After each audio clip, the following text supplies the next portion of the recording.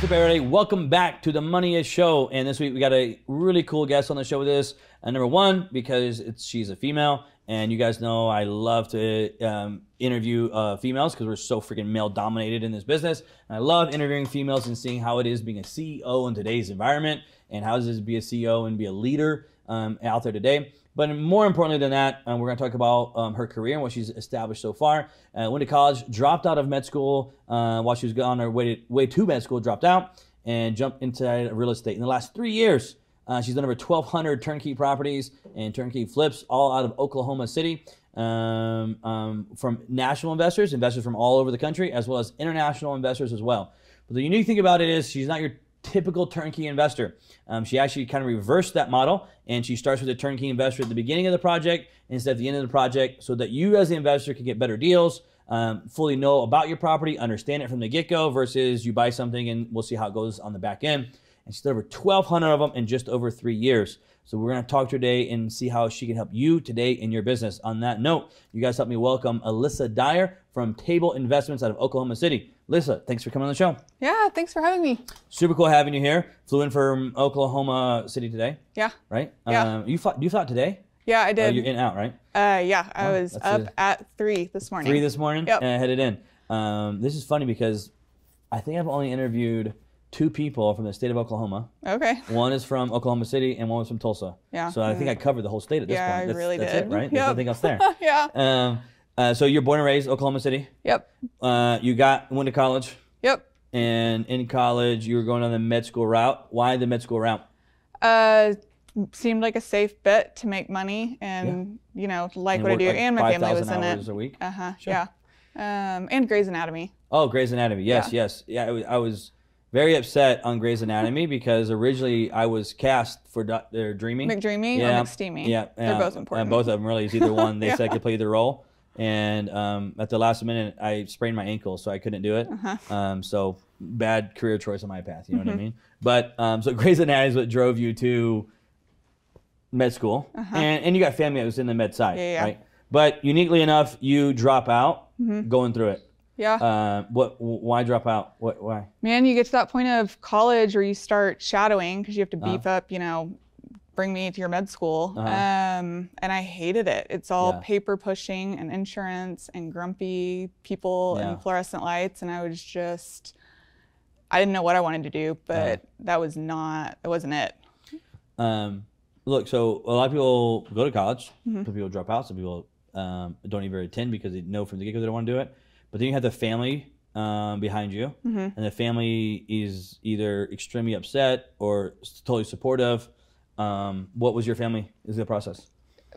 Half my family was, I say upset. They were just scared. They grew up real blue collar and poor, and it was go to college or you're going to be like us. The other half of my family got out of that by going to med school or becoming a CPA. So they were also terrified of, what are you doing with your life? You just dropped out to go bartend. Do you know that doesn't pay any money? Like it's cool and fun now, but that's not going to be fun and cute in a couple of years. So you had half the family upset because you dropped out and you didn't follow the career path of med school. Yep. And then you had half the family upset or scared that you weren't going to go to college, and because in their brain that's all they knew was to go to college and become a doctor, become an attorney. Yep, that was it. And then so you really like both sides of the family down. Yeah. You hit both with one I really did. And I did end up finishing with a liberal arts degree for my grandma. I told her if she wanted to pay for the last semester. I think I had like Japanese comics. And, of course. So Japanese comics has completely changed your life and helped you in business in the same amount, I'm assuming, at this point. Yeah, for sure. So I finished, to do the gold star. Sure. And I did it. Yeah, I did it. It's been mostly worthless, but let's talk about college for a second. You said mostly worthless, and everybody has these different opinions of what college is and not right now, right?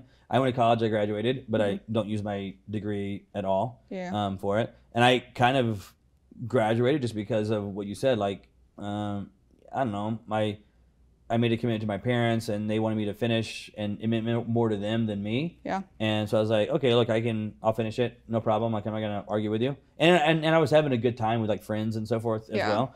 And I finished. But where do you stand with college right now in education? Do you feel like people should go to college, should not go to college? What's your viewpoint? For the most part, no. I really don't. I'm glad I went, kind of. I started as an English degree and learned, I loved theory and rhetoric and everything with that, and actually learned how to write well and kind of argue well and communicate. That was valuable. But if you look at what an English major makes, it's not very much, you know, and so that was a challenge.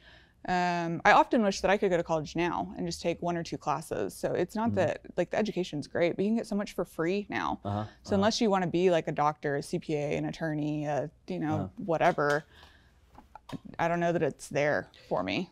You know, I think, I totally understand. I think that, you know, obviously Gary Vee kind of started this. I think he started the big movement of what is college and kind of opened the box lid on it. And I think the only part that I disagree with Gary on is I think that if you want to go to college to have fun, meet some really cool friends, and socialize and enjoy that young 20s of your time, it's probably a great place to go do that in a very unique environment surrounded by people your own age that are kind of doing the same thing. Yeah. His whole point is like, well, if you want to do that, then just go travel the world. And it's like, yeah, but I would end up backpacking the world with like me and 2 buddies versus you go to college, I get to meet like lifelong friends. Yeah, and I think that's the piece that I didn't get in college. I just thought it was like high school 2.0. And so I was like, man, I just left high school and I don't talk to any of those people anymore. So now that I'm in college, like I'm really not interested in investing for 3 years and dumping it. Fast forward, now I'm friends with a ton of people who have known their buddies since, you know, frat house, whatever, in college.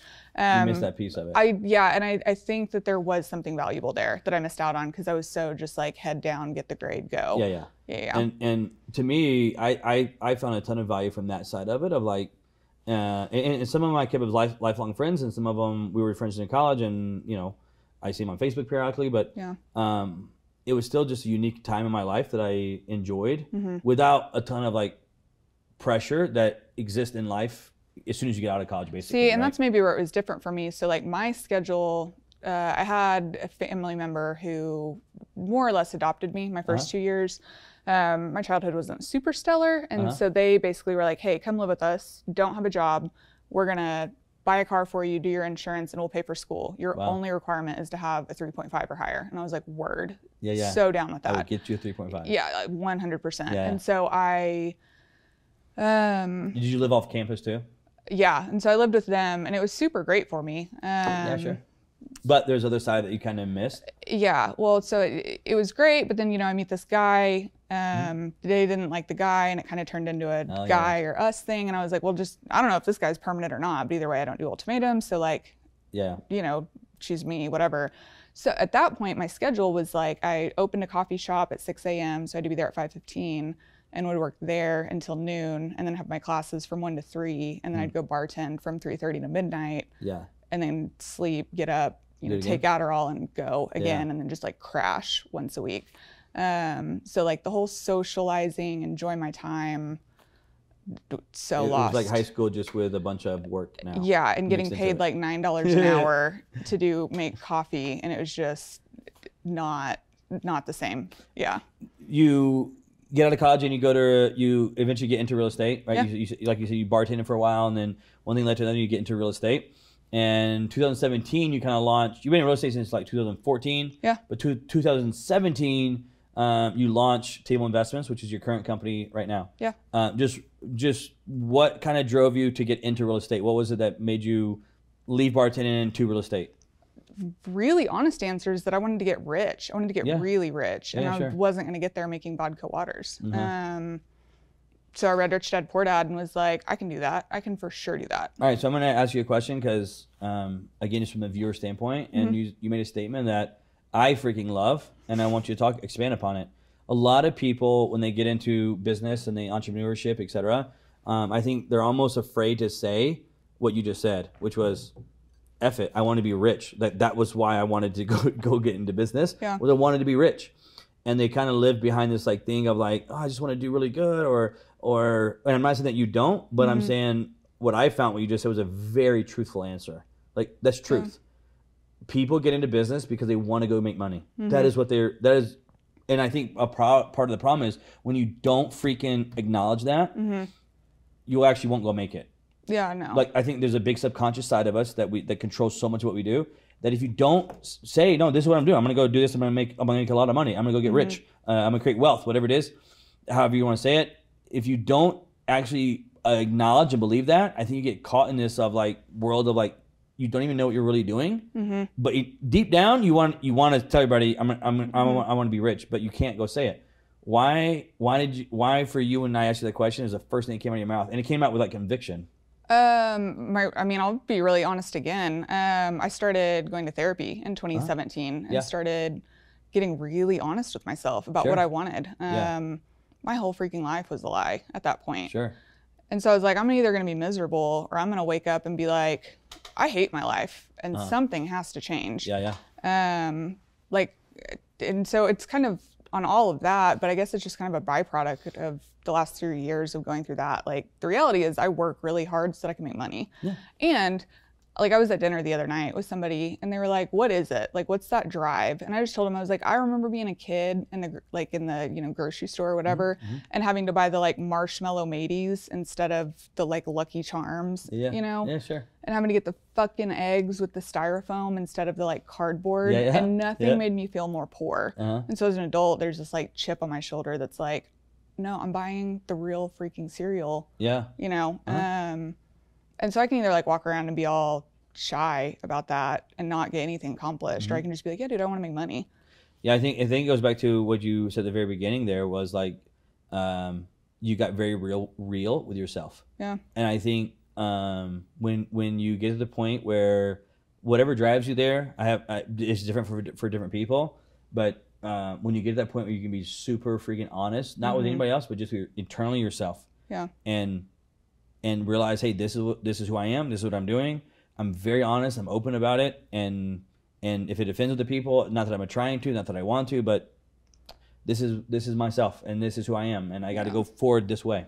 Well, what's crazy is, well, in my experience, which probably, I mean, it's really not that much, honestly, but it all ends up coming apart anyways if you lie the whole time. Like, my whole life burned down because I was just trying to, you know, do the right thing and get the gold star and check all the boxes. Yeah, that's what I'm saying. I think a lot of entrepreneurs, because they are lying to themselves, they won't just say, I'm trying to get very rich in doing this. I'm not saying that they don't have another bigger motive behind getting rich. That's kind of what the whole money show is about. Like, okay, as you have money, what does money mean to you?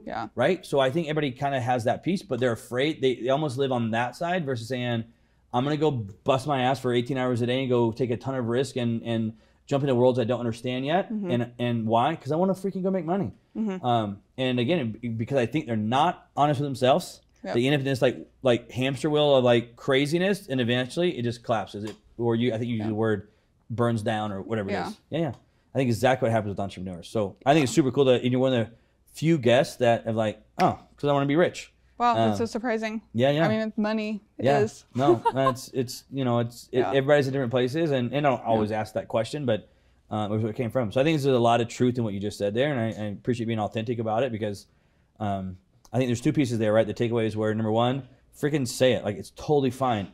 Like, I respect you more now for actually saying it. And number two is to go do that, you got to be super authentic and vulnerable to yourself. Like, yourself, you got to be vulnerable and authentic. And when you can get there, it's a great freaking place. I mean, it's scary to say, you know, I want that. Because then it's like, okay, am I good enough to get that? Do I have the discipline? Can I get skilled? What about, you know, because you look at all these people on Instagram and it's like... It was all fake anyways. Yeah, for sure. But you look it doesn't at it matter. and it's like... Subconsciously, when you know what happens is when you see that, your brain doesn't really process if that's real or not. It just processes that image, right? And so you see it over and over again. And then maybe certain times you're like, oh, this guy's full of shit. Yeah, but the other 1,000 photos you just scroll through, your brain processed without you talking about that it was real. And so that's what your brain is kind of set as an expectation inside of it. So, man, that's a lot of truth what you're saying right there, man. I'm glad you brought all that out.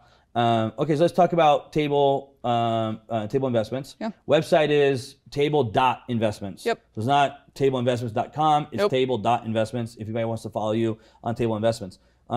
You started out a process, and when you launched Table Investments, you went kind of reverse turnkey. And that's what I call it. That's not, I don't think you necessarily said that, but I call it reverse turnkey. In the sense of most of the time in turnkey investors, the investor buys the property, they rehab the property, and then they put the property on the market for sale to a normally out-of-state or local investor that wants to be a landlord. Yep. Your model was the opposite of that, which is, hey, let's go get the investor at the beginning. We'll go find these great houses that have the numbers inside of them that make sense. The cap rates are there, the IRR is there, whatever it is, and we'll make this offering every so often of here's the houses available, and you guys can buy them. What made you go reverse wholesale, or reverse turnkey? We honestly kind of fell into it. We were kind of doing project management and kind of doing brokering, and then we had all these people coming to us wanting properties. Initially, we were just trying to do the MLS thing. You know, oh, it popped up on Zillow, go write an offer, and figured out in about 3 weeks that that's awful. So we were like, okay, what if we go find the property and we find the buyer and match them? And then we had other people coming to us and being like, oh, you're a turnkey company. And so we like get on Bigger Pockets and we're like, what is a turnkey company? Yeah, really though. And so we were like, okay. So our whole thing is that like we go to sellers and we're like, okay, you have this property. I'll buy it for pennies on the dollar and be done in a week, but like I'm buying it for pennies on the dollar. If you've got a minute and can chill, I can get you more money. But, you know, timeline, you know, kind of goes with that. And then on the buyer side, going to them and kind of having that same conversation of like, look, we're deal agnostic. I'm going to put stuff in front of you that's $20,000 and put stuff in front of you that's $150,000. The process is the same. You know, find the deal, analyze the deal, acquire the deal, stabilize it, manage it. Like you're doing the same thing over and over again. It's just like how much stabilization is needed, how much analyzation, you know, whatever. So our whole thing is just, okay, we can pump whatever kind of deal that comes through. Let's spend time actually getting to know our investors and what their goals are and then matching them. Because we found that with a lot of our investors, they're, you know, they may start here with this type of deal and then be like, okay, I'm fine with a little more risk and a little more risk. And we like being able to kind of like baby step them through that. A lot of interesting points there. One, you said you're agnostic to the deal. Yeah. Which is a little bit different approach from a lot of, you know, I have tons of buddies who do turnkey. Yeah. Obviously kind of from that space, but you made a statement that said you're agnostic to the deal. Yeah. Different approach. Why do you do that? I think it's because we didn't know better at first. Like turnkey was, if you talk to turnkey, it's like they want B class, around X cap rate, around X price, you know, they all want the same thing. And we had a lot of people coming to us saying, well, what about this? What about this? So I just can't find it with the team I trust. So we ended up just going to our investors and we were like, okay, if we could find a way, we have no idea what it looks like, but if I can find a way to give you the like turnkey experience where you've got the insurance and the scope and, you know, all the crap laid out, but it's not actually turnkey, you know, like you're gonna have to do some stuff and you've got a little more reward, but you've also got that risk. Would you want to do it? And we got this resounding yes. Like if you figure that out, we're on board.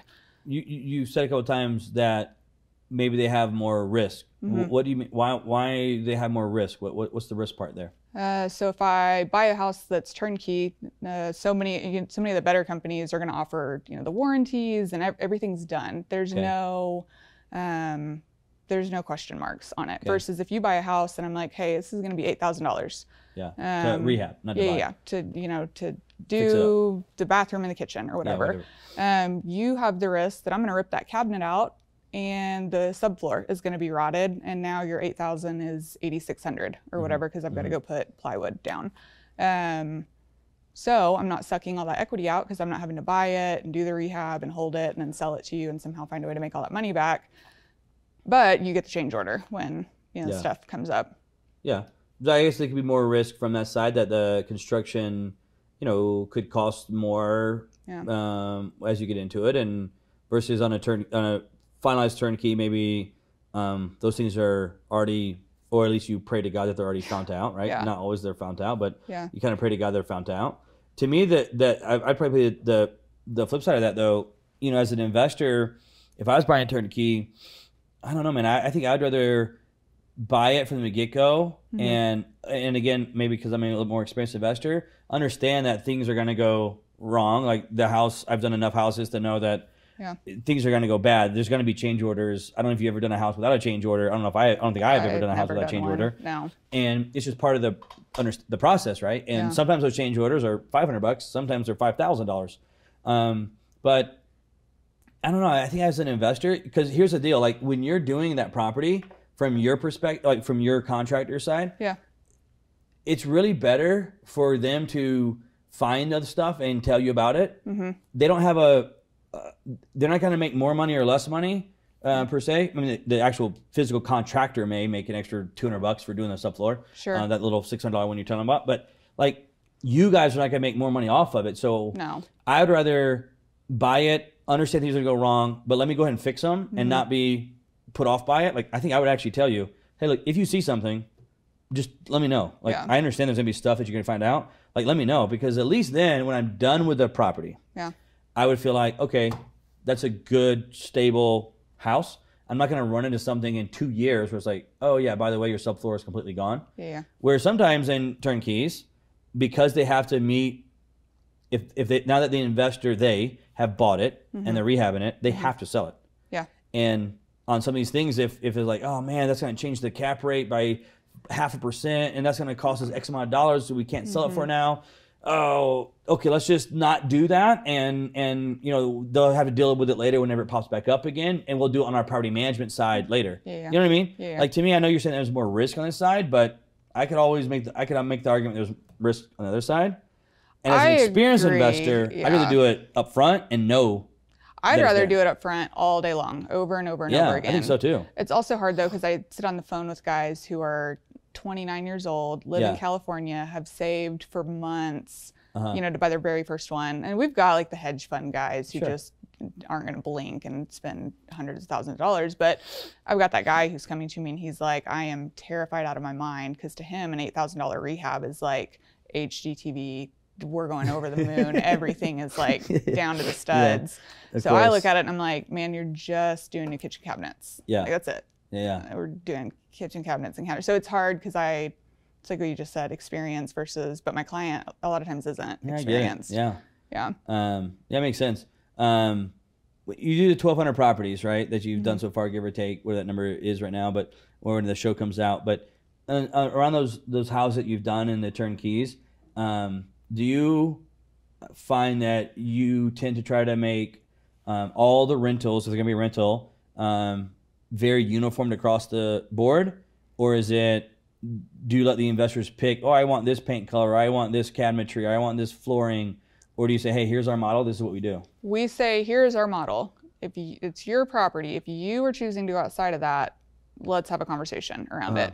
Every once in a while, it does make sense. You know, like if we've got an apartment that's in a really trendy part of town and we've got a special designer coming in to do, you know, those are rare though. For the most part, people are just going to say, okay, you've got a gray template, a beige template, and a white one. I want gray. 99% of people are just going to do that, which we love. Because I'm sitting thinking, like, you do 1,200 properties. If I had to go, you know, have someone on each property tell me, okay, now why don't you go pick out your SKU colors and of paint and tell me what you want for flooring, what design, and how thick do you want your grout lines in your bathrooms? You want rectangle tile, you want it up and down, sideways? Yeah, no, if they do that, I've got a designer. They have to hire that designer, and that designer gets me the specs the way that I want them. We don't, and they have to have them to me by a specific date, and there's no... You know, but the thing is, an investor, again, if I'm buying it to build my cash flow portfolio, which means one property is probably not actually going to be that valuable to me. When you really talk about big picture and cash flow, like one rental house making me whatever the number is, 400, 500, 600, it's not going to be like life changing. For me to do this, I got to be willing to commit and say, okay, I'm going to keep buying houses, whether it be one a year, two a year, whatever it is I can afford. I'm going to keep buying houses and build my cash flow portfolio. If that, because that's why you're trying to buy rental properties. Like if it's just one, it doesn't actually make sense to me. And so if you're going on that road and that path, then my next thought would be, okay, if I'm going to buy eventually, I want to get to 30 rental properties with you over time. To me, it's like, man, I don't want all those to be as close as possible to each other, as far as actually proximity as well, but also color, tile, flooring, doorknobs, all of it, just to make my life easier across the board. God forbid I had to go take it over or something happened. It's just like they're very much more, you know, again, these are rental properties. They're not buy, fix, and sell. If buy, fix, and sell, totally different answer, right? But yeah, I would hope that your investors are taking it and just saying, we used to call them color palettes, right? Like here's your beige color palette, or no, we call it warm color palette, cool color palette, and neutral color palette. and said, okay, pick, because color palette sounded way more. Yeah, and we kind of do that same. And I tell them super candidly, all my houses look the exact same. Yeah. They have the same tile in the bathroom, the same granite, unless I just bought like a scrap somewhere. Every once in a while you come across like someone's like a pallet of tile for $80. Yeah, okay, sure. I'll take the whole pallet from you. Yeah. Besides that, all of mine looked identical to each other. It's so much easier. But people it's usually the people buying their first one, two, or first, second, or third that are just so excited to pick all the crap out. And then by the time we get to 4 or 5, they're over it. Yeah. So now I just try to talk them into it on the front end. This is where I was saying you should do those education videos on your platform and talk about like, hey, here's the mistakes that a new investor messes up with design, and lay all that out for them, because like I think if they understood it and they could watch that video and understand it, it's like, dude, I would never want to go to that side of it.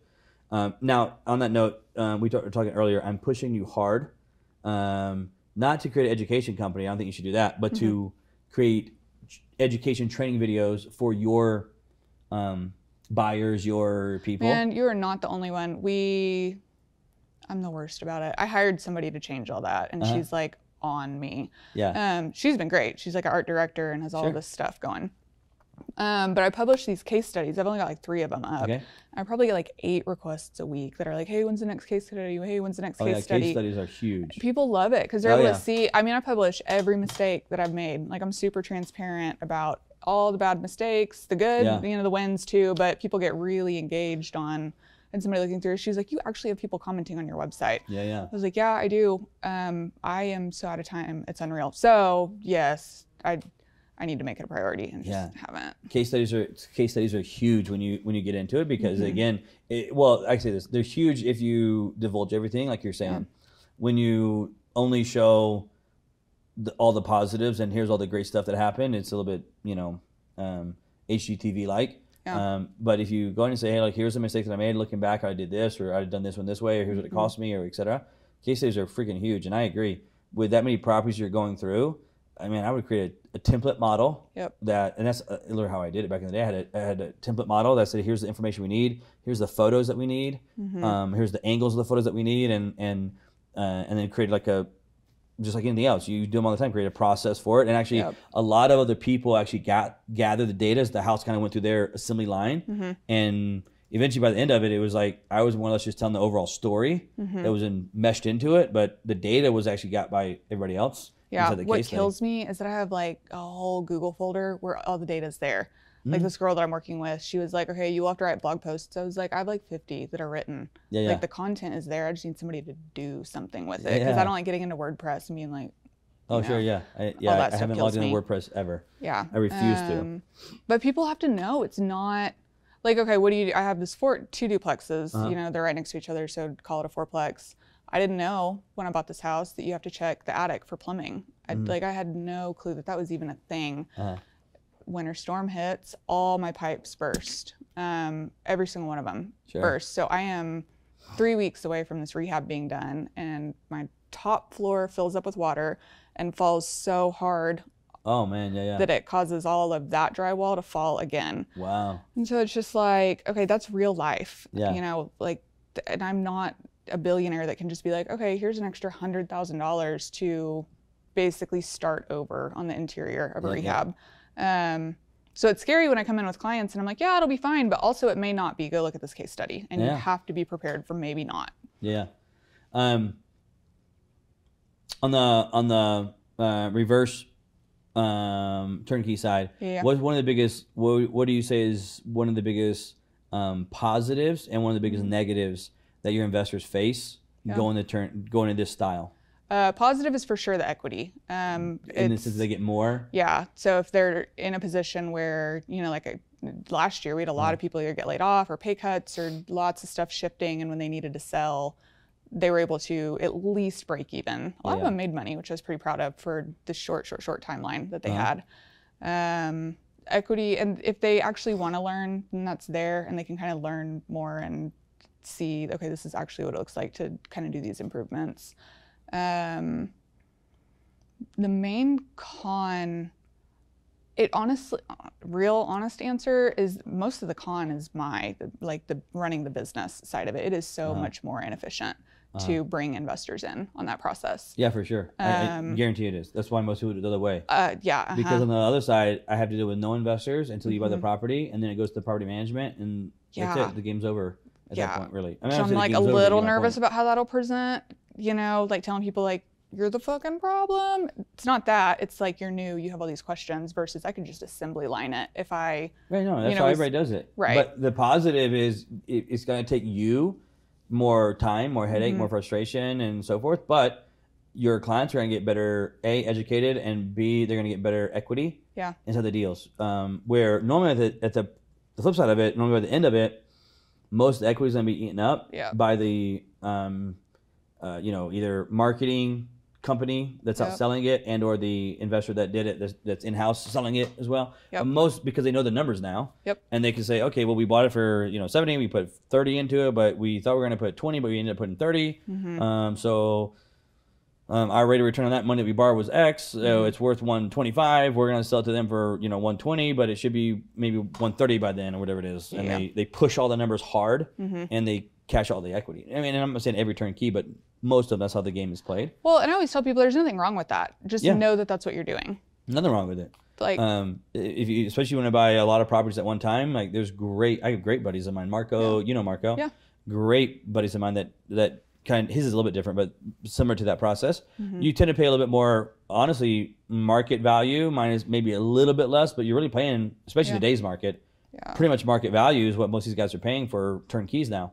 But again, if you're playing turnkey for cash flow, okay, well, that's why you're playing is to take the cash flow. But if you can have cash flow and have equity inside of it, it's a freaking even better deal. Inside of it. I really don't see a whole lot of cons as long as somebody can kind of deal with the anxiety of a change order every once in a while. And on a project, on a $10,000 project, your change order is not going to be crazy. Yeah, because you're not doing a $40,000 rehab. Yeah, we're not going to find mold. Yeah, you're doing an $8,000 to $10,000. It's really almost like a in-depth repair list. Yeah. Not a remodel, maybe. More of it's just enough to bump your rent rate, maybe bump your overall ARV. Yeah. But it's not. We're not gutting anything to studs. Yeah. But it's also creating a better. This is my always when I get into those is I was always like, if I spend this $8,000 or whatever it is right now, agreed, like my rent's probably not going up that much. Maybe my ARV goes a little bit, but the real value to me was I created two things. I created if I did it right, I created a better long-lasting property for me that's going to have less headaches in the future. And number two, if I did it right, I created a better house or a home for the tenant, which my goal and belief was if I created a better product, they'd want to stay there longer and versus moving out more frequently, right? If you're a tenant, you move in a house and it's always breaking, it's always having this pipe, this thing, this thing, the tenant's like, dude, I'm going to go somewhere else. This is crazy at the end of the contract, right? Or in the middle of it. But if they have a place that's nice and it works and it doesn't break down all the time because you spent that little bit of extra money at the beginning, my opinion is you always reap the benefits of that over the long term of the property. Yeah, I kind of take that same. I mean, I over improve mine just a little bit, not enough that I'm upside down, but kind of for that same thing. But my tenants hang out. They stay there. And they pay, and if they don't pay, they let me know 2 weeks early that it's because of a medical bill. All this stuff. I'm right there with you. Obviously, as an entrepreneur, you've gone through all kinds of ups, downs, wins, losses. It's always easy to talk about the wins. I want to talk about some losses with you. Not so much maybe about a house per se, but it could be about a house. But I want to talk about, as an entrepreneur, right? You go through, you walk in thinking you're going to have a great day, and it's like kicked right in the teeth when you walked in, and it's like the worst day you've had in a long time. What I want to ask you is two things here. Kind of number one, what's a failure or loss, struggle that you went through, and then what did you learn inside of that that helped you grow through it? It's a big question. The biggest one that stands out, man, I really haven't talked about it on an interview. I'd ask myself mentally, man, do I really want to? But yeah. Let's go real authentic. Yeah, I'm like, let's just do it. Probably early 2019. So I had early 2020, end of 2019, I had two business partners. Yeah. Approached both of them and was like, I want to buy you out. Okay. That was all finalized end of the year. So I go into 2020 and I am like King Tut, own the business by myself. Everything's rolling. Fast forward, we all know March, April, depending on where you're at, COVID hits. It was like 70 or 80% of my sales, like in a week, fell off the board. Like I had one guy stuck in the Philippines, a couple guys laid off. Like, because like when COVID hit, everybody was like, freeze, don't do nothing right now. Don't buy, don't do anything. So much money. And I mean, my salespeople were coming to me and they're like, what do we do? And I was like, you can't do anything. Like he's stuck in the Philippines. Like, what are you? The last thing he's not worried about right now of buying this rental property. Yeah, like there's no sales objection he's trying to get home to his family. Yeah. In the middle of a pandemic of COVID, and he's in the Philippines now. Yeah. So I have that, and then fast forward to April, my business partner was supposed to stay on for a year and a half.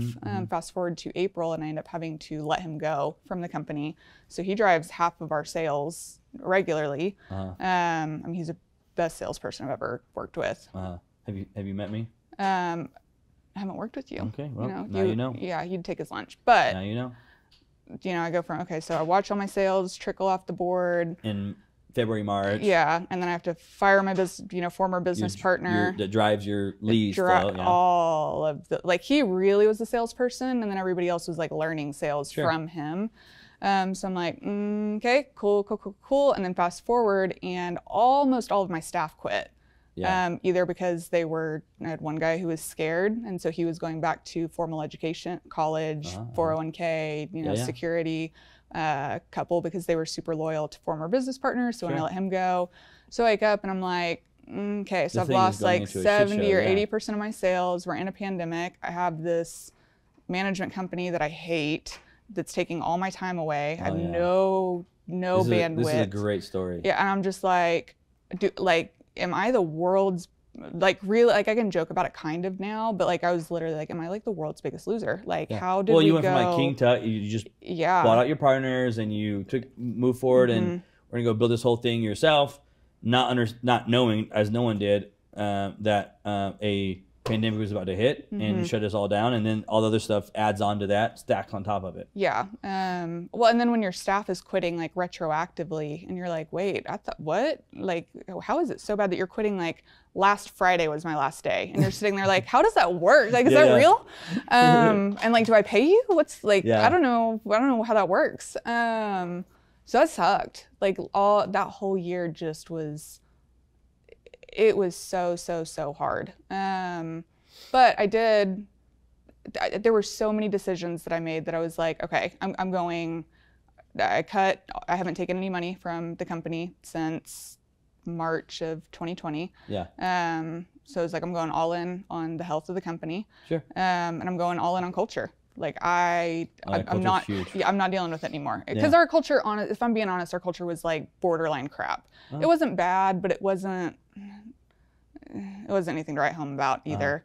I can't believe I'm saying this like on a show, but whatever. Totally fine. Maybe it's your gift. Maybe you're just like get people to word vomit. I'm very authentic and real, so maybe it brings it out of me. I don't know, but I don't know. You were authentic out of the gate, like, oh, I want to be rich. That's a very hard statement. I'm telling you, hard statement for people to say. But I think that comes from partially this whole situation. Like when you look at it and you're like, okay, like real deal. I'm getting a divorce. I had an affair because I was so freaking miserable in my marriage and was so scared of saying that I was miserable that I went and did this thing that I never would have done ever. But it forces it.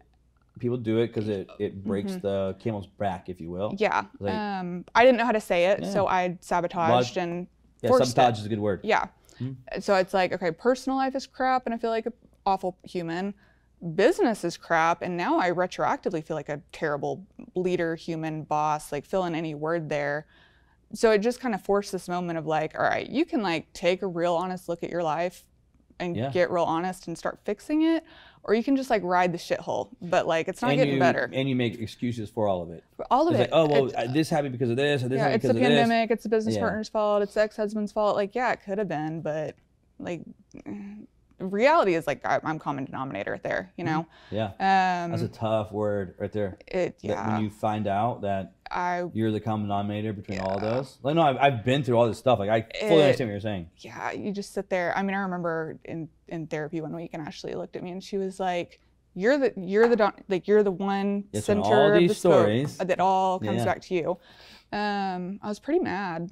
in session, but, you know, mad because she was right. Yeah. But through all that, I just learned, like, okay, I have to rebuild no matter what. Like, either way, we're here and we've got to get somewhere else. So what do I want?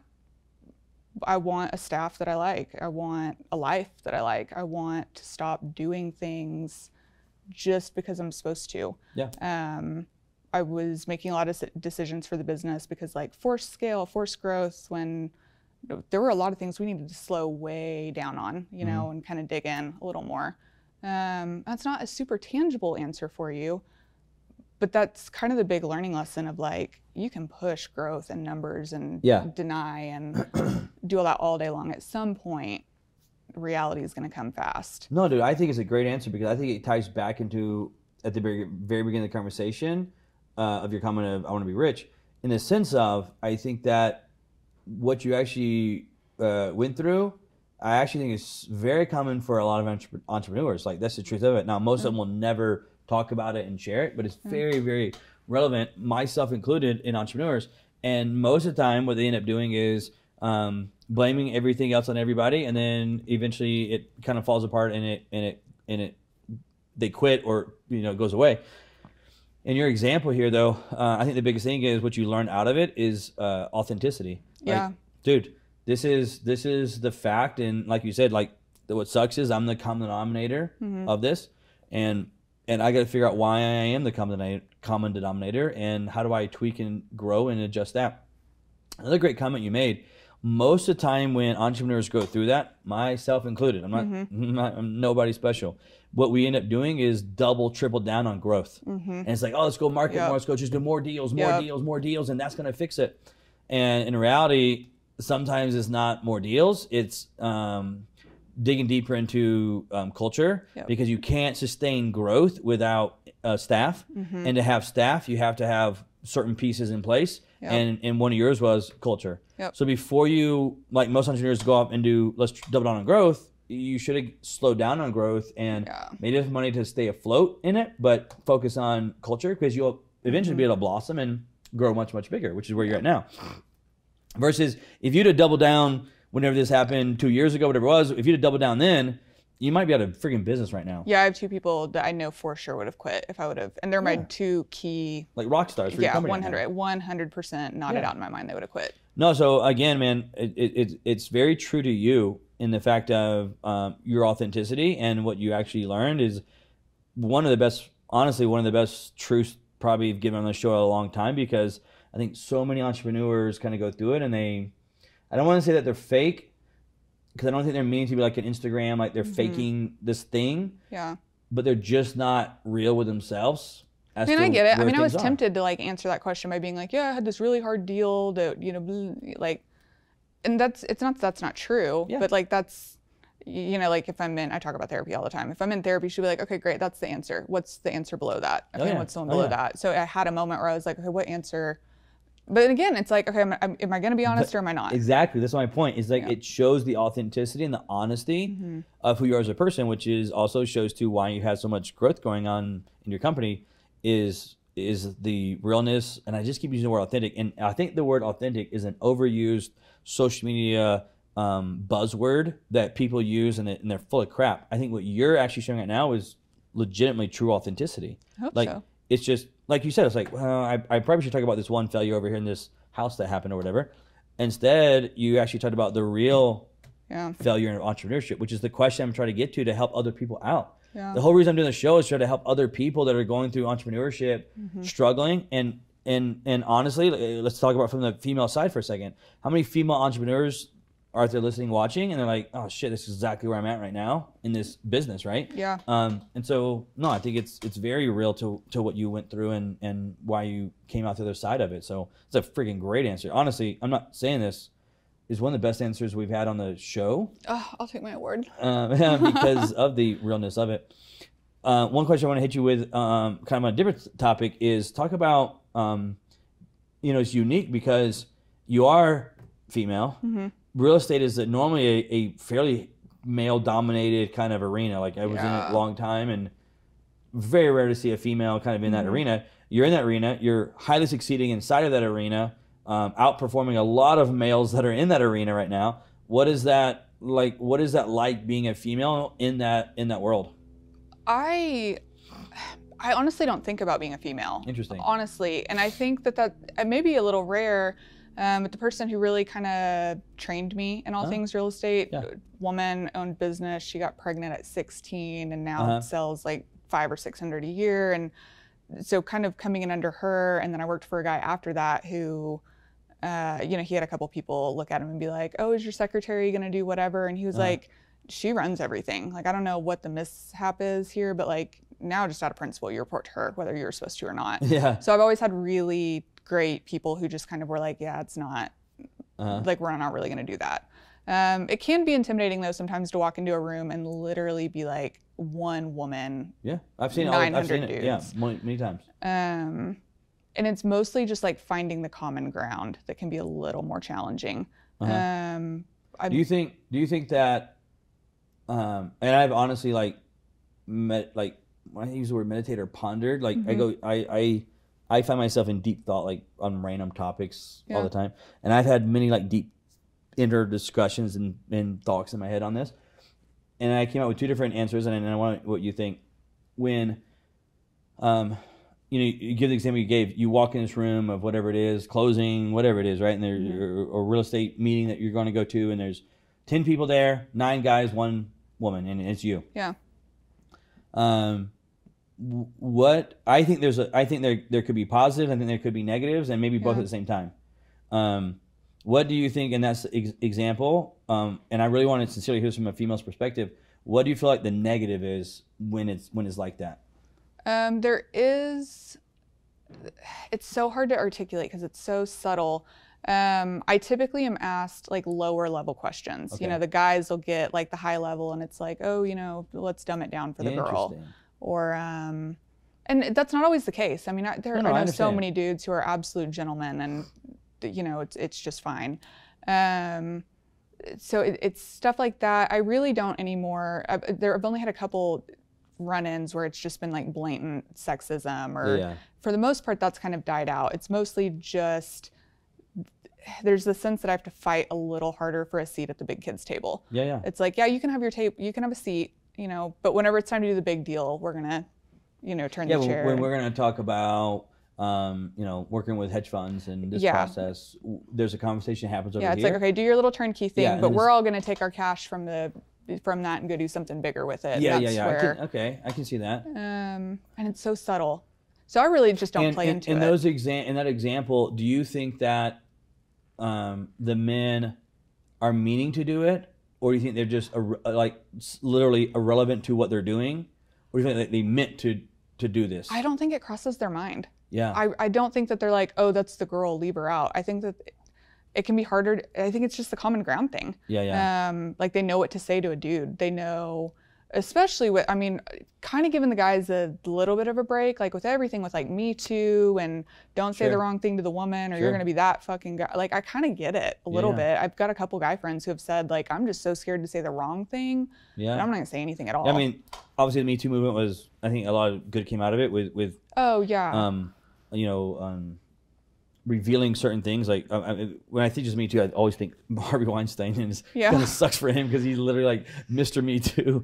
But in that process, like there was a lot of those things that came out, but there was negative things that came from it, and that's like anything in life, right? Yeah. There's pros and cons, plus and negatives, right? And one of the negatives is a lot of guys were like, okay, well, I never ever want to even like, I don't want the female or the lady to ever feel this way, and I don't know, so I just like, I don't want to say anything now. Inside of it, right? Like you're talking about your friends. I think it's one of the negatives that came out of that, and that negative is probably better. It's better to have the Harveys revealed than not knowing exactly what to do. That's probably better, or it is better, I would say. But there is that negative of like, God, I don't know. I'll just sit here and not say anything now. Yeah. Well, and I'm from the Midwest, so that might make a difference too. I mean, I am. Like, I think maybe if I were in like New York or DC, where it's a little more cutthroat, it may be a little more blatant. But like, I don't work for a big corporation. I don't like a lot of those like stereotypes where that kind of blatant stuff seems to go on isn't really my wheelhouse. And I kind of cheat the system a little bit because anytime I'm going to like a real estate event. Like I had one a couple weeks ago, and I called my friend Eric and was like, hey, let's go meet up for appetizers and then walk to the event together. So when we walk in, he kind of takes the role of introducing me, like, hey, this is Alyssa, she does fill in the blank, and kind of helps navigate that. So I don't know, I'm sure some feminists would look at that and be like, open your own door and make your own introductions. But I'm like, I'm pass and go and taking the $200 and letting him make the intro. What do you think that's a great insight, honestly. What do you think maybe a positive of being the one female in the room of 9 guys in real estate is? You stand out for sure. Yeah. I think there is there's a piece of it that's memorable. I'm 6 foot. I typically wear heels, and I'm usually, well, my hair's changing right now, but normally I'm like platinum blonde. And so there is a piece, like if I make a call, follow up, I'm like, hey, I'm the one girl that was at the thing. You're the one female. Yeah, so I don't have to do the thing where it's like, yeah, I'm the guy, the guy, the brown hair. Yeah, it's like I'm the one girl. And they're like, oh yeah, I remember you. I think that piece matters. Yeah, those are both really good. I like both of those. And I think, again, another takeaway for me and for hopefully you guys are listening is like, I don't think, and I might very well be at fault of that. And if I am, I can't think of a scenario, but I very well could be. And that's why I like having females on the show, because there's a lot of actually other side learning that we can get from it. And I could totally see myself having maybe that conversation. And like you said, maybe I'm trying to, for whatever reason, I hate even saying it now, but like dumbing it down for the girl. And it's not that by no means that I was trying to, but it's a great takeaway. Oh, good. Great takeaway for men. Just like trying to learn and listen and figure out, Yeah. Because I think in general, in a broad stroke, I don't think men are trying to be sexist in today's world that we live in. Maybe in the, I don't know, 70s, 60s, I don't know. I wasn't there, so I don't know. I don't experience it. But I don't have buddies that are like openly trying to. But there could be other things that you just don't kind of know that you're doing. Yeah. And that's the piece you got to try to listen to and figure out, okay, where can I make that mental shift or whatever it is to it. So, yeah, great insight. Those are seriously very good. You've had great answers. I don't know what to say. Very great answers. All right, so let's see if you have a great answer on this one. I'm going to go to the money is question here with you. Okay. And we got a sign here from for Alyssa Dyer. And if they do want to follow you, is it on Instagram or whatever it is? Is it just at Alyssa Dyer? It's at Alyssa Dyer _. So the last part of the name there, just to put an underscore below it. Yep. So if you want to follow her on Instagram and so forth, it's just at Alyssa Dyer. And again, the website is table.investments. Yep. On the website. So money is, is that the platinum? The platinum blonde hair on that one? Yeah, very cool. So money is, and this is what we were talking about earlier. It's like, there's nothing wrong with saying, I'm in business because I want to make money. I want to be rich. Yeah. But obviously there's something else that has to be behind that, or there's just not enough to keep pushing through that massive battle that you went through, right? So it's like, what does really money mean to you that you will go through that battle, come out of it, and then keep going forward again, right? There's something that drives that deep side of it. So that's really what this is. Money is blank. You put your answer right here, and then sign it right here, and then me and you will talk about what money means to you. Give you the Sharpie there. And for those, depending on when the show comes out, we are getting really close to Halloween right now, and your fingernails are like spot on for Halloween. Yeah, I have mine like this all the time, but I've gotten a lot of compliments. Do you always have them as black though? Yeah. Oh, always as black too? Yeah, they've always been pointed or stiletto. Well, the point is like the new style, or I wouldn't say newer, but it's the newer style of nails, right? Yeah, I think so. That are really popular. And I just didn't know you always went with black. I thought maybe you were doing it for more of a Halloween. Always black. I'm a creature of habit. Creature of habit. Very cool. Here we go. So Alyssa Dyer is from Table Investment says, money is a mirror. Yep. Oh, that's a good one. Where's Stephanie at? Stephanie, do we have that one? I'm trying to think. I don't think we have that one on the wall. I came up with that today just for you, girlfriend. That's my favorite part is getting a new for my OCD so that all the words are different. So Alyssa Dyer from Table Investment says money is a mirror. All right, let's talk about it. Where did you come up with, or what does that mean to you, money is a mirror? I have found that money is so important to me. I grew up poor, and I mean, I don't want to say poor. I grew up like blue collar poor. Like I had food, but and so much of my self-worth was tied up in producing. Like when I was a kid, like 7, I had this, ways to be a millionaire, this whole folder of whatever.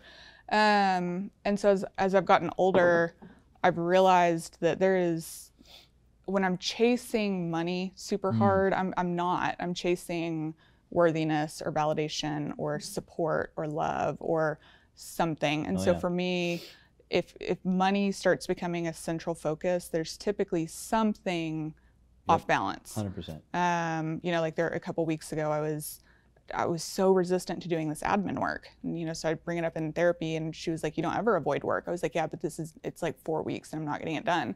And realized that I had this like thing about me that felt like I was too good for admin work. It's a brand new company that we started. And it was like, if I was a better leader, I'd be able to delegate. If I was a better leader, this would already be outsourced. If I was a better, so I was avoiding this thing, and instead of just like continuing to avoid it and dig in, it became this opportunity to be like, okay, what's lacking inside that I'm either avoiding or chasing? Yeah, that is so good. I can't believe you give such like, and maybe it's all the, like you said, all the therapy. It's therapy, dude. Because like there's so much depth to your answers that you give, right? Oh, I'm so glad. And it's so true. I tell people all the time that when you if you run a business where you're chasing money, money is a mirage. Yeah. And you'll never freaking get to it. It's like the mirage in the desert that there's water ahead and you just keep going and you see it, but it's never actually there. It's like you see the zeros, but they never show up. Somehow they're never there, right? And to get money, you cannot chase it. You cannot. You have to be a magnet that the money comes to you, and hard. You cannot chase it. And everything inside of you, as an entrepreneur, especially when you don't come from money. I didn't come from money, and I went through this when I was young. Is like I had to go chase the money. I had to go get it. And I'm gonna go freaking do this. I'm gonna make this happen. And it took me a long time and a couple marriages to figure out like, dude, I'm doing this all wrong. And that and this is why your answer is so depth. I'm gonna use the words that you use. Your worthiness, your self-validation, wanting love in your life. Those things, when those pieces are aligned, what you'll find is you're naturally and actually a way better person, like a better human being. And as just being a better person, it will naturally not make you, but allow you to do better just things for other humans. And inside of that, by just being so authentic and real and so open with what's there, the money pieces of it will naturally come to you. Yeah. It's so hard to understand and comprehend though. And I'm just now, like in all candidness, getting to the point where I'm seeing that on the back end. Yeah. Because up to this point, it's kind of just been like, all right, all these fucking dudes on Instagram say that if I'll focus on this, that all that'll come. So I'm starting to see it, but I'm not, on the other side of the rainbow. It's extremely, extremely true. And just so you know, I don't know if anybody ever gets to the other side of the rainbow. Yeah. I think that people understand it, and you can understand it more, and you can see it, and then it works, and you see it, and it works. But there's always this doubt of like, no. Like, we may open this other company, and then it's back to the old habit of like, drive this thing to success. And then like for me, I have to take a step back and think, okay, now what has made me successful to these other business that I have? And it was, I just found a way to, I talk about a lot of times, and again, it's an overused word, and I want to find a better word for it. But creating value for someone else. And the way, if you go into a step deeper and you say, how do you create value for someone else? You know what the answer is to that? How do you create value for someone else? Truly. Like, I want you to go deep. Like, go to therapy with me. And how do you truly create value? What does it take to create, maybe this is a better way to ask it. What does it take from you to create value for someone else? What does that take that you would have to have? Oh, I don't know what you you're will, looking for. You will when I say it, because it's a very therapeutic or therapy-like answer. It's like, I know what I want at the base of all of it is to be seen and accepted and enough. Okay. So that would definitely go into it, and it's probably the one right behind that one. For you to create value in someone else's life, you first have to find value in your own life. Yeah, 100%. That makes sense. Yeah, so like and when you you're do. saying that's a very therapy answer, but it's like, oh shit, you're right. Because normally, like what you were saying was like, I want to be seen. I want to be the three things you said. You want to be seen and like heard and it's like I want somebody to say, you know, I see you and you matter, and I like it. I love it, all of it. You know. So this is like the piece that we want, and to get that, we have to create value for other people. But before we create value for other people, we have to find value in who we are as a human first, which is really hard to do. I'm telling you, it's so hard. Very hard to do. Yeah. And because at some point you start like, especially maybe this is where, I don't know, guy, girl, maybe there's a difference here. I don't know. But in the guy world, there's like so much like preconceived, you can't have these emotional like feelings. Like, how dare you have this like thought of your value, you piece of shit, get back to work. Yeah, really though. Type of mindset that we a lot of guys grow up with. But it's like, as you can find true value in yourself of like, and uniquely, I'm in it on this is because your answer is so deep, it's got me thinking, but it's not value of like, here's how I can, here's my strengths of business and here's my strengths of, you know, helping people. That's my value. That's not your value. Your value is more talking about like your inner core being. Yeah. Like those core beliefs that you have. And when you live a life through those core beliefs, those ones that are like almost inside of your DNA, that's your true value. Yeah. And people will align with it. That's what blows my mind. Blows people show up. Mine. Yeah. That if you live with that true value of who you are, understand it, accept it, kind of what you were talking about earlier, like it's like I had to accept the fact that I was the common denominator. And that's like part of the bad process. And as you go through that, because you have to go through that first, then you keep going deeper and it's like, okay, well, what is the big picture? What is it that I want to do? And then it gets into a great answer. Money is a mirror because it's a reflection of you and you can't chase it. Well, how do you do that? And it's like, well, how do you add value? How do you live by those core values? And once you understand those core internal beliefs, and that's what you live out of, doesn't mean everybody's going to agree with your core beliefs. No. Nobody should. Not everybody should. But you'll connect deeply with those that connect with your core beliefs. Yeah. And what happens is those that are not living by their core beliefs and those true and intimate value system, you'll just naturally... you're not rude to him, but you kind of just move on. You really do. You just move on. This is kind of a dumb example, but I follow this guy, Andy, on social media. I think like the whole freaking internet follows this guy. Okay. But he posted a couple weeks ago, he posted something, went on a tangent, and then took it off a couple hours later. And I guess everybody was like, oh, the president of the company made you take that down because it was bad for business. So he got on and he was like, you motherfuckers, I didn't take it down because somebody told me to. I took it down because I wanted to smoke a fat fucking bowl and forget about all of you. I don't want your DMs, I don't want your comments, I don't want any of it. And when you're so comfortable with yourself that you don't care anymore, that's what this feels like. I'm gonna go work out with my bodyguard and I'm gonna go get high with my bodyguard and I'm gonna ignore all of you for 3 days.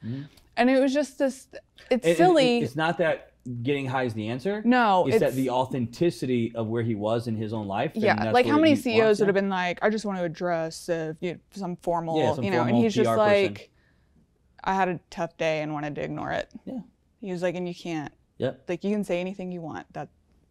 I'm comfortable with that. That level of peace is where you also find all your true connections in life, a partner, but also in business, is because your body, you just kind of naturally move on from the ones who aren't in that, and not that they're bad people or that they're wrong.